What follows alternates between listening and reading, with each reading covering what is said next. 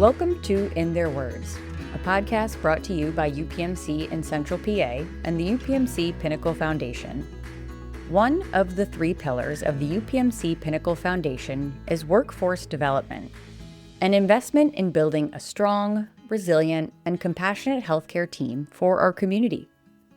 Through scholarship programs, they support the growth of future providers and leaders across UPMC and Central PA.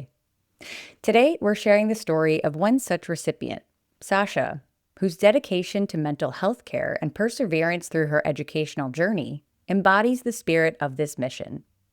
This is Sasha's story, in her own words.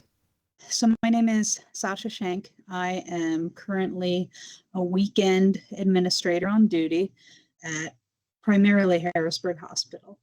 Back in 2023, I had started my master's program for psychiatric mental health nurse practitioner through Wilkes University.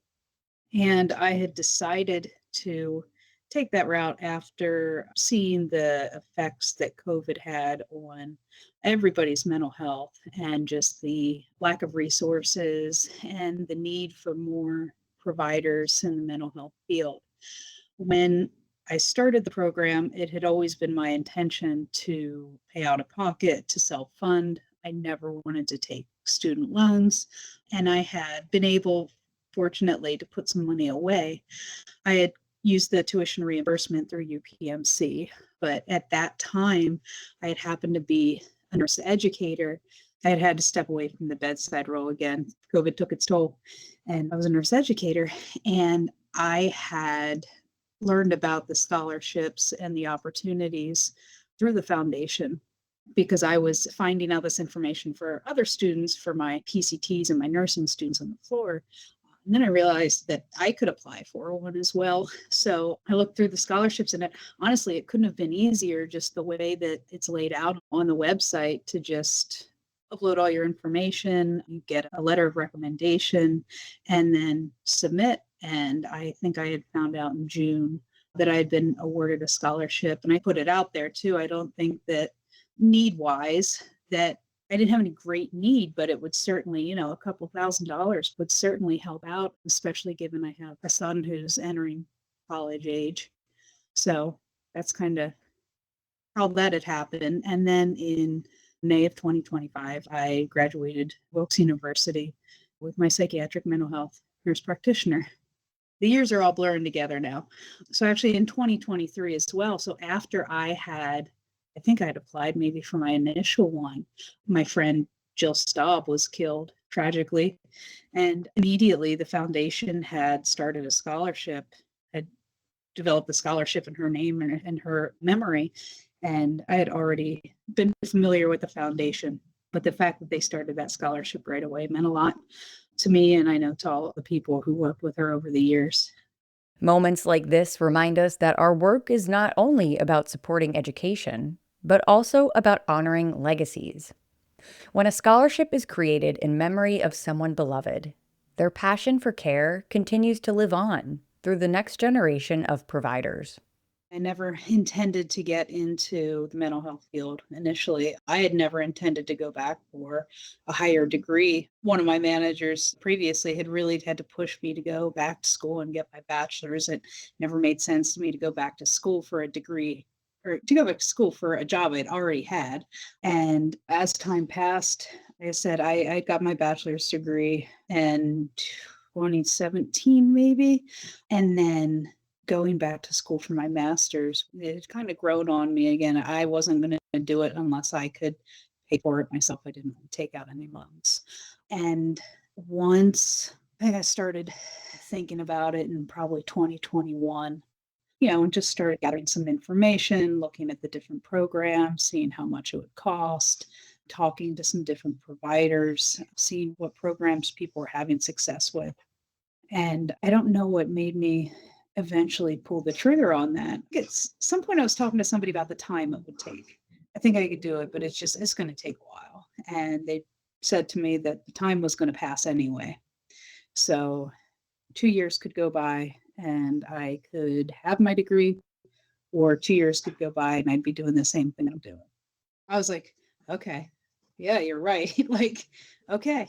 And then I just kind of decided to go for it and looking at, and again, everything just kind of fell into place. And UPMC just has a lot of different opportunities and the way that different nursing jobs are structured. I was initially in education. I was working 40 hours a week as a nurse educator, and I was able to do that for about the first year of my degree program. And then I moved back into what's called the administrator on duty role or nursing supervisor role. They had a weekend program that I could work just weekends. I would get full time tuition reimbursement, full time benefits, but only have to work 24 hours a week on the weekends. So that opened up my week to be able to do the clinical work that I needed. And I had the opportunity to do a clinical rotation through one of the state correctional institutions in Frackville. And then I also had an opportunity to be with one of our nurse practitioners, our psychiatric mental health nurse practitioners at UPMC Harrisburg, which is ultimately where I would like to be as I start my career as a nurse practitioner. So that was a great opportunity. And Wilkes has a good program and a lot of help along the way. But through the tuition reimbursement and the scholarships, it was a big part of making that happen. Scholarships also open doors to unique learning opportunities, rotations, and experiences that shape providers to meet patients where they are. For Sasha, that meant working in both correctional facilities and within UPMC Harrisburg, preparing her to serve diverse populations. So I went up there, traveled up to Frackville 4 days a week. It was interesting. I mean, it's a lot of same demographic. You're only seeing male patients between the ages generally of like 20. I'd say the age was like 20 to maybe mid 40s, early 50s.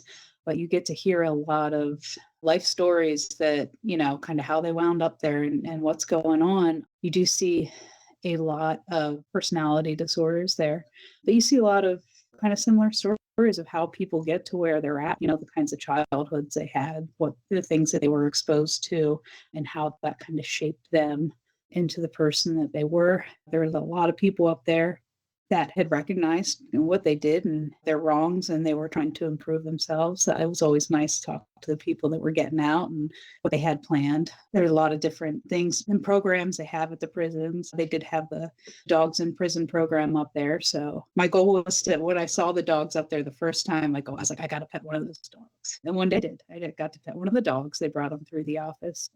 But it was fine. It was interesting. A couple of people had asked, were you scared? Are you safe up there? Is it, and I, honestly, like, as sad as it some may sound, I felt very safe in the prison. I felt safer in the prison sometimes than I did at the bedside sometimes. And that's the first thing when we have some violent patients or patients who have that look like they may become violent or have a history of violence. I'll ask the nurse, where are your duress badges? Where's your panic button? Make sure that you have it on. Do not go into the room alone. Do not stay within arm's distance. Make sure you're between the patient and the door. My mom was a nurse, and I didn't think I was going to be a teacher. In fact, I went 2 years to college.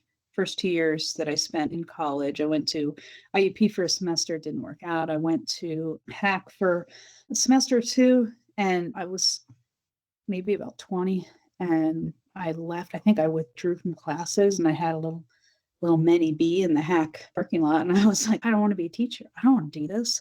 And called my mom crying. She's like, get a job at the hospital. So I applied to get a job there and I started up on North 10 in Harrisburg Hospital.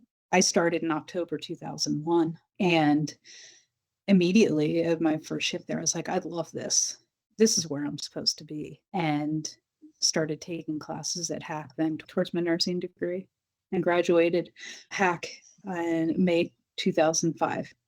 What Sasha shares here captures the heart of our mission, that with determination and the right support, anyone can take that next step in their career. Behind every scholarship is not just financial assistance, but a community cheering you on. You can always go back to the position that you're in right now. But like you said, that was the big decider for me when somebody just said the time's going to pass anyway.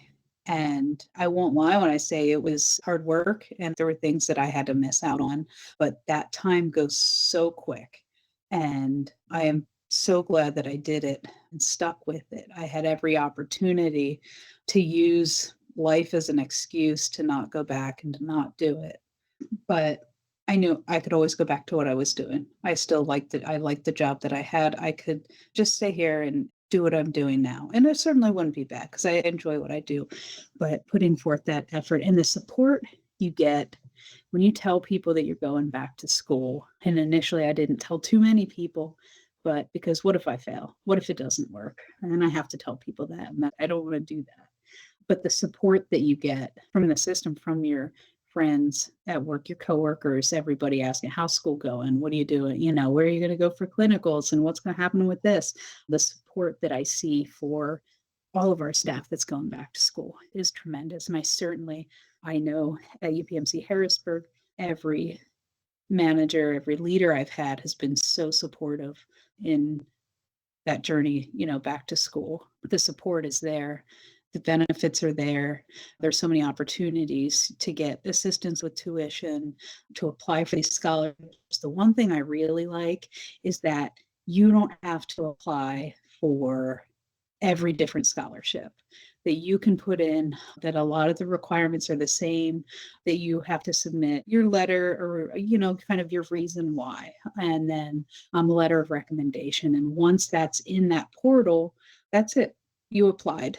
So you don't have to apply for each one individually or ones that you think you might be considered for. So always apply. Just take that shot. The answer will never be yes if you don't try. This generosity shows the ripple effect of care. Patients and families who feel the impact of UPMC are often inspired to give back, creating opportunities that fuel the very scholarships and programs that strengthen our workforce. Well, and also I just want to say, one, of course, I appreciate everything the foundation does for our staff. My dad, he had passed away in January 2023. But before he did, he had actually inherited some money from his mother, my grandmother, and he had talked to me about giving back and he wanted to be able to help in some way. And I was like, because he had been the recipient of some charity care and it didn't sit right with him. If he had inherited this money that he hadn't seen before. And he's like, UPMC has treated me well. He's like, I have to give back. He said, I heard about this foundation. And as soon as he said, he's like, it's the Pinnacle Foundation. I said, oh, okay. Yes, please do. That is fine. I am completely okay with it. And then I knew, I was like, wow. I was like, if the money that he's giving to the foundation, I know that it's going to go to a good cause.